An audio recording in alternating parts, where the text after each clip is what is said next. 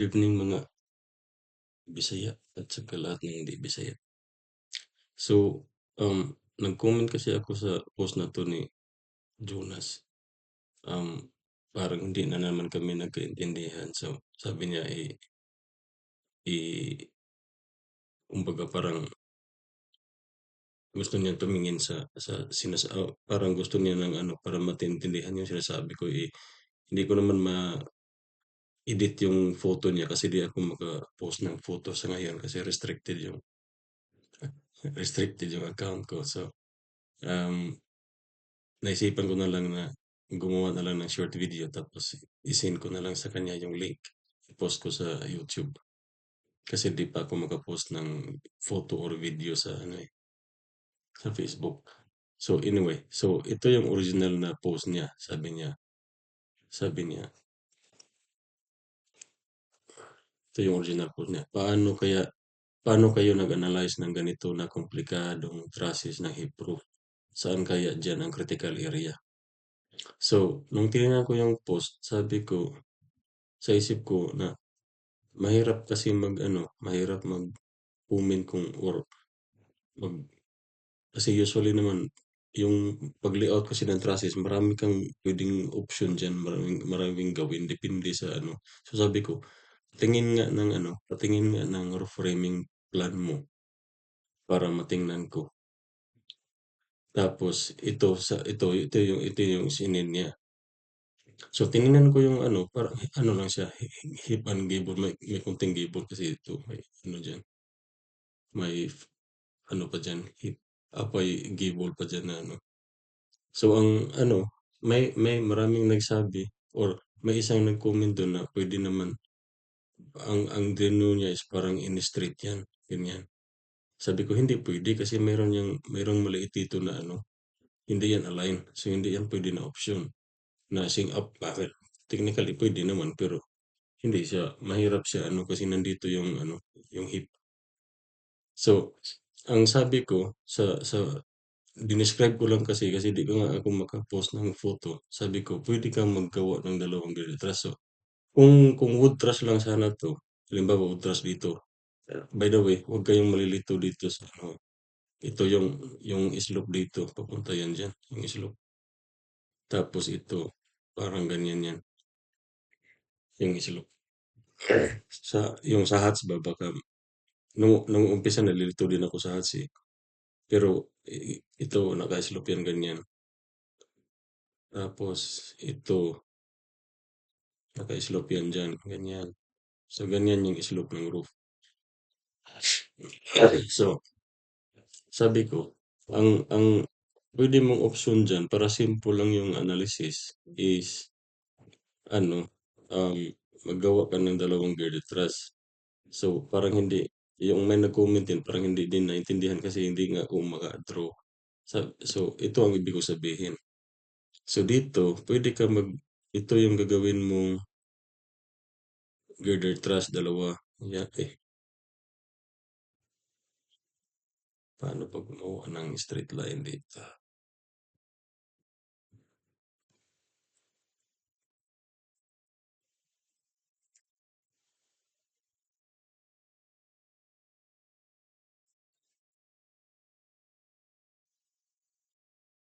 Ganyan.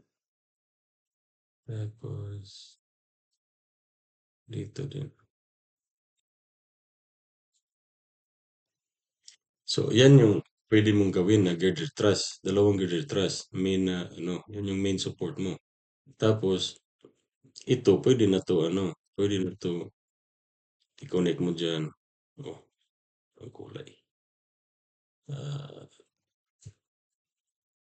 so, pwede yan. Yan na yung ano mo. May mga half truss mo. Ganyan. Supported by this girder truss. Tapos, ito din dito. Now, considering ang span is medyo medyo, anong tawag dito? Magiging long span yung 4 lanes mo dito na side eh. So, pwede mo hatiin. Depende. Wala kasing dimension. So, assuming na lang na hindi kaya ng 4 lanes or yung limited lang yung size ng 4 lanes tapos hindi siya maka-span ng the whole span. So, puwede mo lagyan ng ano diyan, 'pag ganyan na additional half truss or kung dito puwede mo lagyan kung kailangan, 'di ba? Tapos kung dito, kung kailangan kung halimbawa ang span dito is di mo kaya is puwede mo lagyan ng another half truss diyan, ganyan. So, maraming puwedeng gawin. Now kung ano, ang sabi ko, puwede mo i-ano, analyze siya as, um, dalawang girder truss. Ito yung main girder truss, yung kulay pula, tapos itong parang yellow orange, yun na yung mga ano mo, mga, half truss, parang ganyan. Pero kung wood framing 'to, hindi siya ideal na gawin ito sa wood framing kasi yung wood trusses naman usually dito ang ginagawa is every 24 inches yung spacing. Tapos ang mangyaring framing na gagawin nila is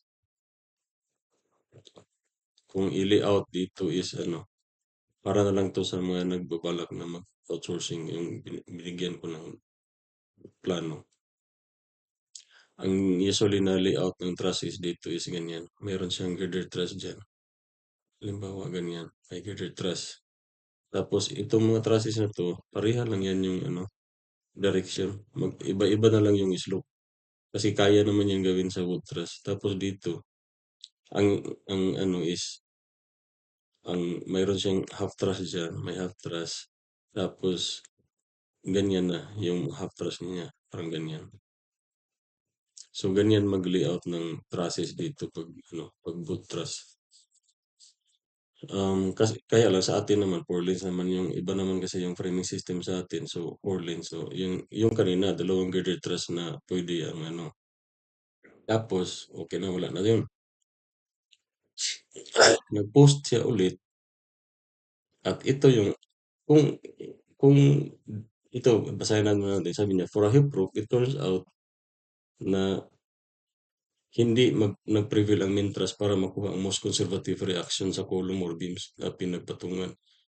Most conservative reactions along X, Y, and Z lies on the different nodes. You have to analyze the model as a whole, not a single assembly." Sabi ko, ang punto ko naman is, bakit, hindi ko maintindihan kung bakit mayroon siyang, iwan ko lang kung meron siyang limitation or ano na kailangan parang limited lang ang reaction. Ang ano ko, sabi ko, ang comment ko diyan sa post na 'yan, sabi ko na, "You don't have to." Kasi sabi niya is, "You have to analyze the model as a whole, not a single assembly." Sabi ko, "You don't have to, either separate or whole ang analysis mo, walang problema kasi dine-design naman 'yan. Ang importante ay mag-match yung ano mo, yung design assumption mo mag-match sa, detail mo, kasi ang magkakaproblema kasi kung hindi mag-match, like for example sa support. Halimbawa sa support, 'di ba? Ang sa atin naman is, or nag-reply siya sa comment ko na, "You don't have to ano, analyze it as a whole kasi," sabi ko, "puwede separate, walang problema, dine-design 'yan." Tapos sabi niya, "Separate na analysis is applicable only to gable roof sa truss design or gable roof or simple truss." Sabi ko, "Wala namang complicated sa ano diyan." Um, Parang sabi ko, ano, sinong nagsabi na sa ano lang, sa simple, yung separate analysis is sa simple lang or sa gable, sabi niya. Akala ko meron talagang mga profession or ano, kasi hindi ko pa hindi ko na ano 'yan, hindi ko na, na-encounter yung ganyang parang statement or standard.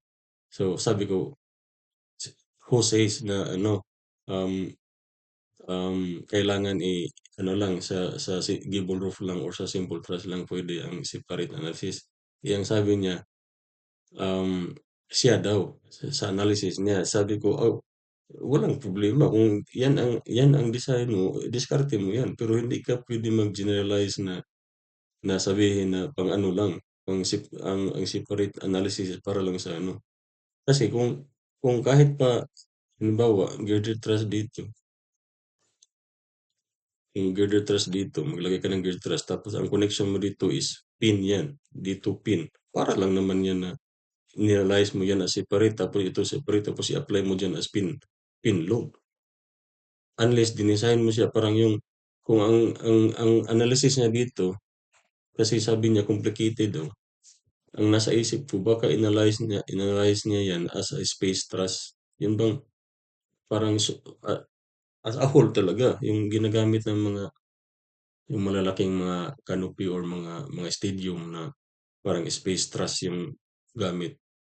Baka ganyan, eh, kung residential lang naman, ba't mo pa gawing complicated yung analysis mo? Di pwede lang naman na mag-girder truss ka dyan. Or kung meron kang half truss dyan, o di analyze mo yung half truss, tapos half truss, pin connected dyan, or pag-design mo dito is load lang. Pero ang ano lang, advantage lang kasi ang gamit niya is software, so pwede mo naman i-model yan. Pero at the end of the day, pin connection lang naman yan. O di, parang nag-apply ka lang din ng ano, nag-apply ka lang din ng load dyan, separate analysis. Kasi hindi naman talaga siya interconnected as like a space truss. Maliban na lang kung yun yung analysis niya. Pero ang sabi ko, dinidesign naman yan, walang problema. Ang importante lang mag-match kasi may malaking problema yan. Halimbawa, 'di ba sa school ang pag may trust tayo ganyan, 'di ba? Pag may trust tayong ganyan, ang sa school natin is ganyan ang palaging example eh. Na pin dito, tapos dito ruler. Now in actual practice naman, wala naman 'to or so far wala pa akong nakita na ganito talaga ang support niya. Ang ginagawa diyan is pareha yan ano, pareha yang pin. Um, Pareha yan pin. So, ang importante lang na halimbawa, pin pin dito, tapos pin dito, dapat sa side, pin din yan. During construction, pin connection din yan. Kasi pag ang isa sa mga joint dito is free to move sideways, malaking problema yan. Subukan nyo, meron naman kayong software dyan. Subukan nyo, i-analyze ang thrust, the same load. Tapos, i-change mo lang yung reaction or ang support. First is pareha pin. Then second analysis mo is pin dyan tapos roller dito. Tingnan mo kung anong diferensya, di ba? Mas malaki yung mga stresses sa most of the members will be overstressed or malaki yung magiging mga member forces kumpara sa pareha pin. Kasi pag pin kasi na-restrain yan sa beam at saka or sa kulong. Yung kulong yung main na ano niya magre-resist ng ano, halimbawa may kulong dyan, so magre-resist yan. Hatakin yan eh. Or ano siya, i-kick siya palabas depende kung long span, malaking chances na i-push siya outwards. So depende talaga sa geometry ng trusses pero for the sake of discussion is either this way or this way. Tapos kung roller lang kasi ang mangyari is free to move to so walang ang horizontal force dito sa one side lang tapos ano magiging malaki yung mga forces ng ano i-try nyo to analysis. Change lang yung support, di ba? Magbabago yung reaction. Malaking diferensya. So, yun yung ano ko. Or, kung ganito, design siya as space truss. Kung yun yung parang, parang ano ko sa the way na i-describe niya yung ano, parang space truss siya. So, okay lang, wala namang problema sa ganyan. Pero yun yung design mo. Pero yun nga, hindi pwede mag-generalize ka na pag ganito, kailangan kailangan um, whole trust. Kasi ito yung ano, tingnan ko kung makapakita ako ng ano. Kasi sa wood trust, pwede naman yung ano, ipasa-pasa lang na separate analysis. Um, so, like,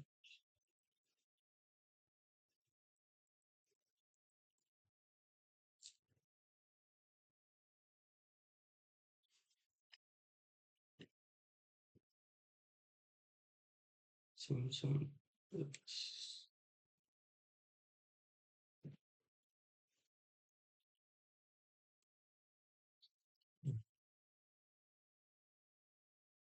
'to.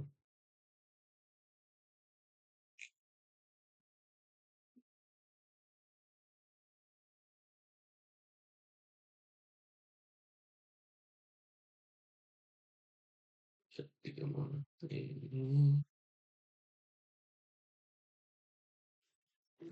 so ito yung ano, puwedeng kung sa work kasi walang problema, yung sabi ko na may girder trust ka tapos ano, ito yung ano, puwedeng gawin dun. Kaya lang sa steel iba naman kasi welding naman 'yan.